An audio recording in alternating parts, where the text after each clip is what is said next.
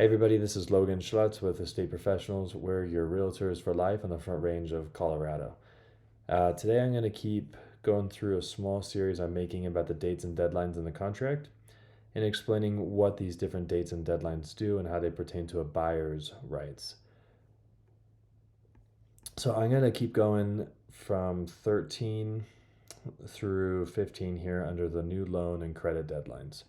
So the first one is a new loan application deadline, item number 13. This one is important because, for the most part, if you're a buyer, you should have talked to a lender before you're looking at a lot of properties. Everybody has that property that draws them in, so they go and look at it and then they talk to a lender. It happens. But it shouldn't be months and months and months that you're looking at properties without having talked to a lender.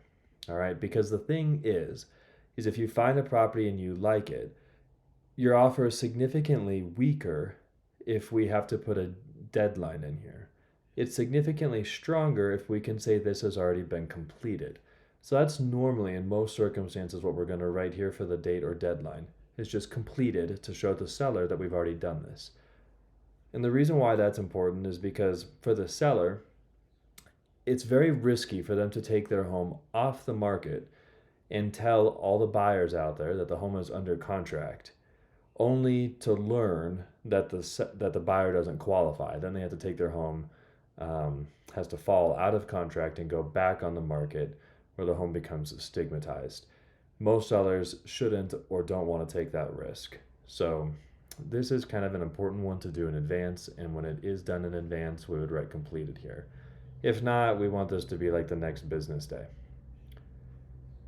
All right, then item 14, the new loan terms deadline. So this new loan terms deadline, this is the buyer's ability to approve of the terms of your loan. So some things that come to mind would include your interest rate, your payment, your closing costs, your prepaid expenses, points, maybe lender credits, term of your loan, so a 15-year loan versus a 30-year loan, FHA loan versus a conventional loan versus USDA versus VA. I mean, there's lots of different pieces that make up all of our loans.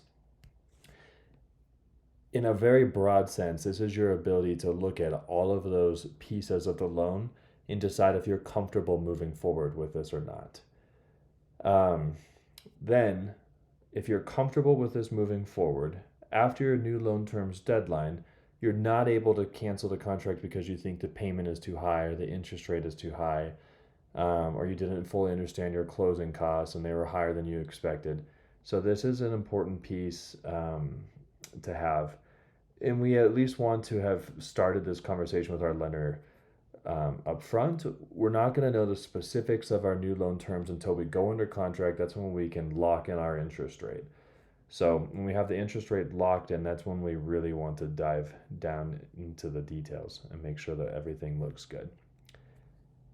So then item 15 is the new loan availability deadline. The new loan availability deadline is the buyer's ability to cancel the contract if they cannot get a loan. So there are some caveats. This is not a total get out of jail free card. If you can't get your loan because you lost your job, or maybe you missed some payments on a car or a credit card and your credit is now at a low enough level that you're not able to qualify for a home, those are probably going to be opportunities that you could cancel the contract by this new loan availability deadline and get your deposit back. It doesn't have anything to do with the terms, it just has to do with the ability to get the loan. But let me take you to section 5 of the contract, because that's our reference here, and let's talk about some situations where you would not get your deposit back even if you couldn't get the loan. All right. So here's 5.2.2, our new loan availability. So I'm not going to read this all word for word, but I'm just going to skip here this line 243, where it says, buyer has the right to terminate under section 24.1 on or before the new loan availability deadline if the new loan availability is not satisfactory to the buyer. In other words, the buyer can't get the loan. Buyer does not have the right to terminate based off of the new loan availability if the termination is based on the new loan terms. So for all of these, I'm going to give you an example of how this could come about. So the new loan terms, you went under contract, you have been proactive, and you have been talking to your lender about what the payments and the closing costs are going to look like, and you feel comfortable with it, but you forgot to sign your disclosures, and you didn't lock in your interest rate. Now, after the new loan terms deadline, the interest rate has increased to the point where you can't get a loan or you don't feel comfortable with the payment. Because you already had an opportunity to cancel the contract based off of those new loan terms, but you didn't, that means that you will not be able to do it under this new loan availability later. So it's important to do this in the new loan terms in the deadline allotted for that. If the home doesn't appraise, we're going to have dates and deadlines for the home to appraise by. So if the appraisal comes in late and you don't do anything about it, and then the appraisal comes in too low and you don't have enough cash to cover the difference in the appraisal gap, you might not be able to get a loan on the property, and you might lose your earnest money if you can't close. Insurability. I know I skipped this lender property requirements, but that kind of ties into this appraisal, and I'm going to make another video talking about these appraisal deadlines later, so I'll have you watch that one.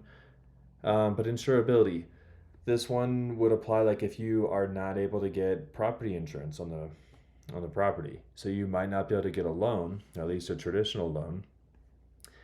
But there is a specific deadline for this. So if you can't get a loan because you can't get insurance, but you just flew past the insurability deadline, there's an okay chance that you might lose your earnest money.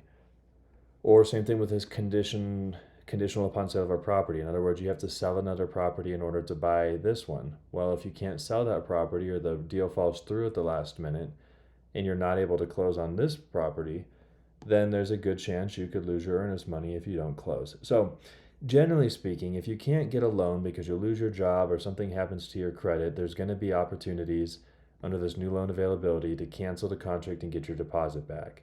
However, if you've just been abusive to the contract process and you fly through some of these other dates and deadlines, and then they affect your new loan availability later, or specifically if they prevent your ability to close because you can't get this new loan, there are some circumstances in here where you could still lose your earnest money even though you can't get a new loan. So in general, if you're working with a good lender, we'll have and a good realtor too, we'll have all of these things taken care of before the new loan availability. So when we get to this new loan availability deadline, it's like everything is signed off on. But if you have any questions on this, please reach out to me. I'm happy to answer whatever questions you might have.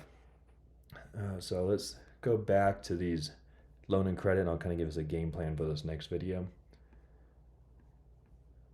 So at least for this video, 99% of transactions are just going to need this 13 through 15. In some other very specific and unique circumstances, that's 16 through 21 here. I'm not going to make a video about this because you probably would want somebody helping you to navigate through this, because this is just kind of like non-traditional financing. So, and next time we'll move on to the appraisal, and we'll kind of talk about what needs to happen on the appraisal deadline and what we're looking for. So I hope that helps, and if you guys have any questions, let us know. Thanks.